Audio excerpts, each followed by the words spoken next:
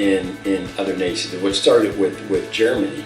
And then after the war, and even at the latter part of those wars, the United States was bringing in those German scientists to work on those same projects for the United States.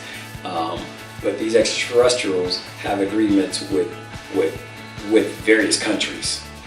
But all of this comes to the Bilderberg group, which is like the top of the pyramid that governs all of these countries, whether it's the United States, whether it's Russia, whether it's Turkey, whether it's Saudi Arabia.